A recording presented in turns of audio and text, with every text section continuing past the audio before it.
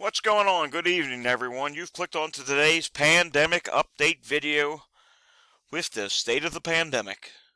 Well, things are progressing worse for the BA.5 wave. The old CDC transmission map, check this out.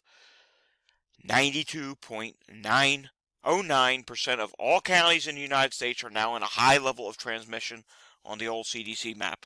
Remember, we've been watching the Northeast states, how it was kind of moderate to substantial. It's starting to fill in. There's still moderate to substantial areas, but it's filling in.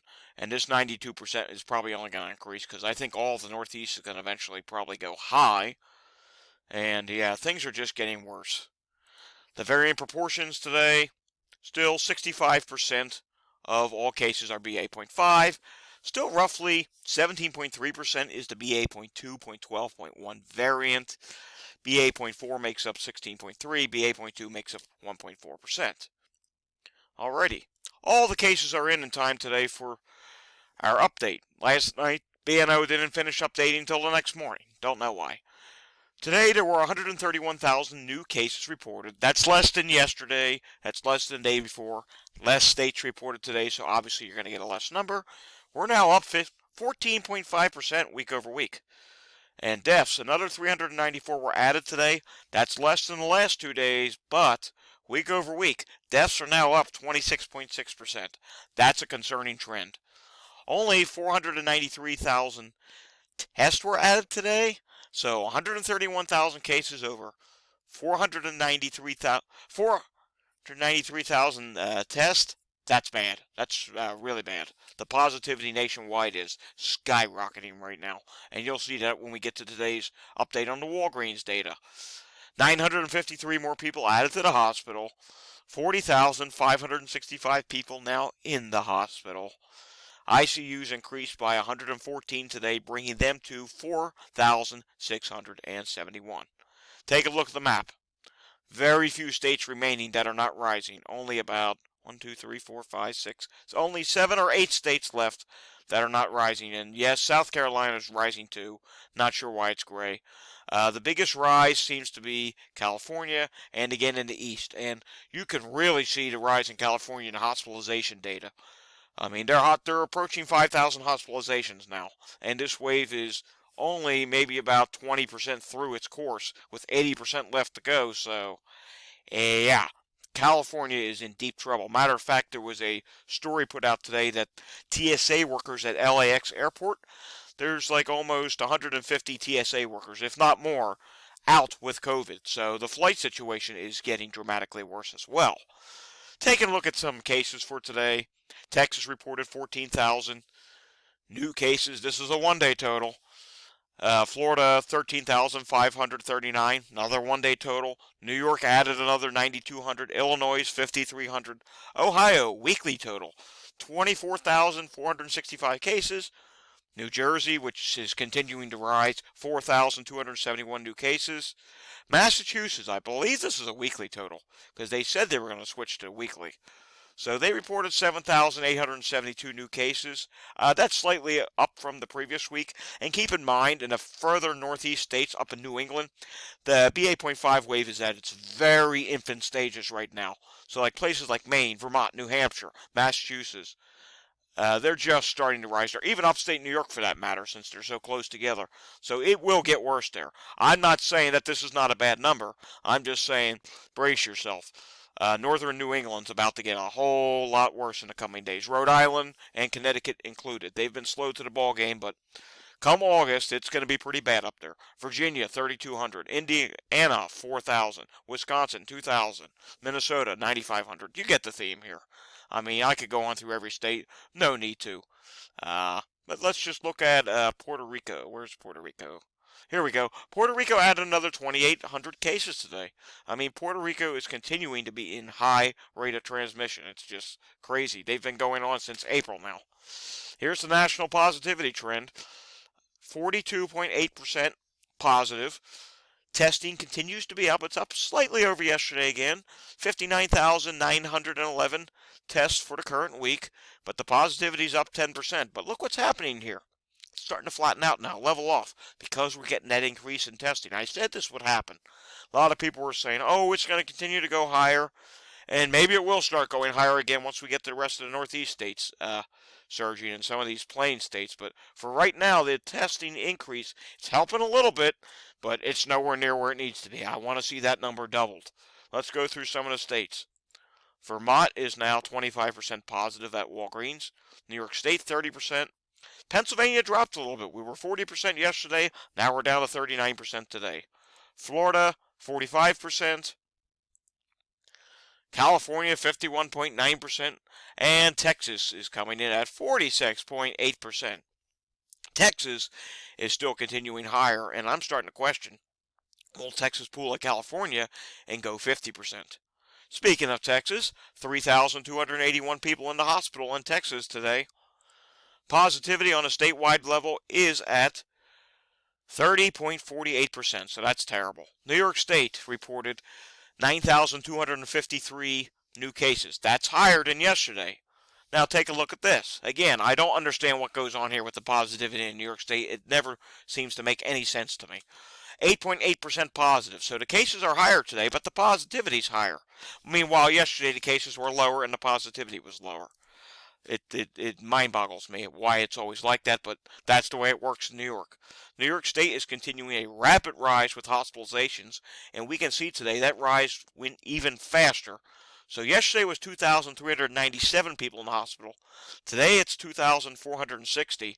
It's starting to go vertical. These are 24-hour increases. It's starting to go vertical straight up in New York State. And if this continues, it's going to be faster than the spring wave.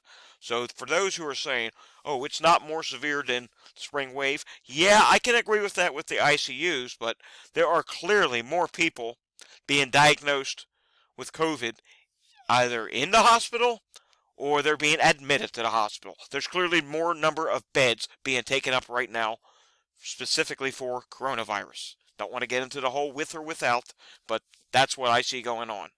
All right, looking at the national hospitalizations on the HHS dashboard. We're already quickly approaching 41,000. I mean, this is just rapidly going up now. And how high this gets before this wave peaks at some point in August, I don't want to speculate anymore, but right now it is going up dangerously fast, and what concerns me is monkeypox is also entering the picture. And we'll get to monkeypox in a moment, but we have dual pandemics going on right now. Yes, I called monkeypox a pandemic because that's what it is. World Health Network with Dr. Eric Ding is calling it a pandemic. I am too, because that's what it is. The cases are just exploding. But getting back to COVID real quickly, looking at some international numbers, India, 14,000 new cases. I'm very interested to see what happens with India over the next month. I think their cases are going to rise because they now have the new variant that's ahead of the current one that we're dealing with. They have the 2.75 Senatorius. I think that's what people are calling it now. Brazil is 65,000 new cases. France, 119,000 today. So there's maybe some signs that France is maybe at the top of their wave. Hopefully that's the case because they're not as high as they were. Italy is just leveled off at the top and continuing really high. 107,000 new cases again in Italy. So it's not even dropping there. South Korea, 39,000 new cases. Australia, 47,000 new cases. And look at Japan. Japan just continues to go up. I mean, Japan's approaching 100,000 cases in a day. That's really bad. And Japan does take this serious. They will potentially lock down Japan pretty soon, which will ultimately affect the manufacturing business big time. So pay attention. Stuff like Apple products or whatever. Yeah, a lot of Apple's manufactured in China, but I'm sure there's stuff related to that that comes from Japan. Computer chips, all that stuff. 112% increase in Japan. Nationally, cases are up, or worldwide, cases are up 6%. Worldwide deaths are up 7%. Nationally, I predicted this, and here it is. It happened. Up 13% cases in the United States, 8% worldwide. All right, that's enough about COVID. Let's quickly get to monkeypox, because the backlog that I've been talking about for the United States was dumped today. 417 new cases were dropped for monkeypox. If that doesn't concern you, I don't know what to tell you. Because the testing for monkeypox is now increasing. We're now starting to catch some of the cases that we have been missing. And we're just in the infant stages of testing being increased. And already there was a backlog of 417 today. The national total is at 1,470. I'm going to say this. I think within a month, not even within under a month, I think the United States will pass 10,000 cases. There are that many cases circulating right now. And this should really be concerning people because some of these cases do result in hospitalization where they get isolated. Not sure what kind of treatment they get because a lot of people are just being told to isolate at home. But the more severe cases are going to be hospitalized. And this is at the same time as a very contagious variant of COVID is going around. So there's the real threat. They could get infected with COVID at the same time because hospital transmission for COVID right now is really super high. And this is going to really strain the hospital system. I mean, how the government's not even preparing for field hospitals or taking any action right now is beyond me. I mean, I tweeted earlier tonight that the nation needs a nationwide lockdown. I'm not backing down from that. We need a 30-day shutdown. Maybe 30 days is not enough, but God's sakes, just give us 30 days to get this under control. Somehow paid people to stay home. I mean, we need something to get this under control. You have two pandemics going out of control. Long COVID is out of control. Long COVID accidents are out of control. There's going to be a future video coming on that pretty soon. The stuff I am seeing is just unbelievable. I mean, there were accidents before COVID, but nothing like I'm seeing now. I mean, clearly the brain damage is getting to people. Some of these people shouldn't have driver's licenses anymore. Anywho, my daily reminders to you are continue to mask, continue to social distance, use wipes to wipe things down, wear gloves to get gas, and go to the grocery store. I mean, it's time. Use hand sanitizer. Do whatever you can. Stay safe. Avoid unnecessary travel. Stay home as much as you can. It is not safe right now. Monkeypox is off the chart. COVID is off the chart. We're missing a ton of COVID cases. It's easily north of 750,000 cases right now. That's my best estimate. I mean, I'm seeing pictures left and right on Twitter of these at-home tests. Oh, well, I got tested at home. Did you go and do a follow-up PCR? No, they didn't. They're positive from the at-home test, and that never gets reported. It's crazy. There should be a QR code on the test where you take a picture, it gets reported to your local health department or the CDC, and your case is counted. But they don't want to do that because they want everyone to go and live their best life. Anywho, stay safe, everyone. That's the state of the pandemic for today. We'll see you next time. Have a good night.